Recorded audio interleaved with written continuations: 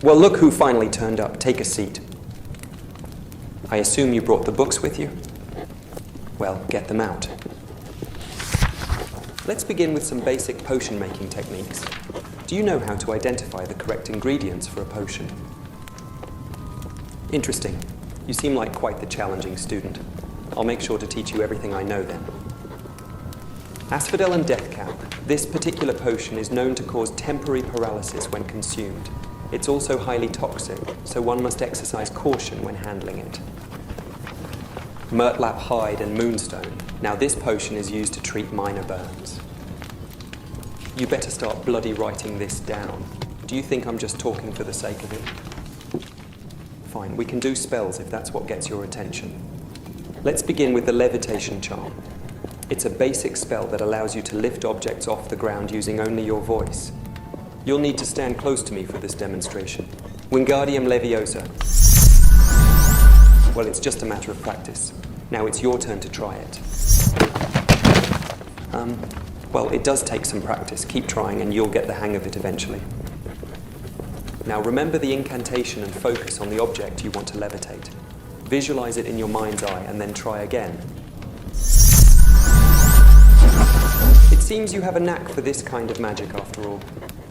Next, we move on to the next spell. It's called Alohomora. It's used to unlock doors and objects that are magically sealed. Watch and learn. Are you listening to me? This is not a game, young one. Focus on the task at hand, or I will have to find someone more competent to teach you. Alohomora. Yes, the magic we possess is indeed fascinating. Now focus on the incantation and point your wand at the chest. Remember to visualize the lock breaking as you speak the spell. Good girl, you've successfully unlocked the chest. Now let's see what treasures lie within. So what do you find most interesting? You like the trinkets? Very well, let's see what they do. Pick one and activate it. What do you feel when you hold it? Let's move on to the next object. Sit where you may, but remember we have work to do. Of course, you chose to sit on my lap. So impulsive. My emotions are irrelevant. Now focus on the task at hand and pay attention to what I am doing. Yes, you can ask me a question. I do suppose it would be beneficial for you to learn such a spell. Very well. I will teach you the Avada Kedavra curse. The power of the curse was palpable in the air between you. Now repeat after me. Oh, no, it won't kill anyone if used correctly, although it is a powerful curse that can end the life of another being instantaneously. Now repeat after me. Avada Kedavra. Excellent. Now let's test your proficiency with this curse on something less living. Use the curse on that object to test your proficiency and control. Yes, that was quite satisfactory. The Avada Kedavra curse is not to be taken lightly. It requires immense focus and precision.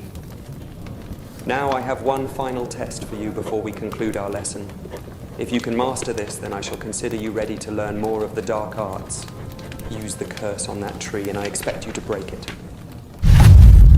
Impressive. You have shown potential. Now, before this lesson comes to an end, I'm going to test you. What is the first step in casting the Imperio curse?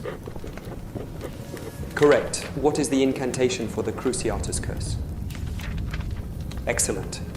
Finally, what is the most powerful and dangerous dark magic spell known to wizards? Very impressive. Now that will be all for today. I expect you here, same place tomorrow. I shall walk you back to your dorm. Pack your stuff, do not leave anything behind. I agree, it is quite dark in here. Lumos. Let's get going.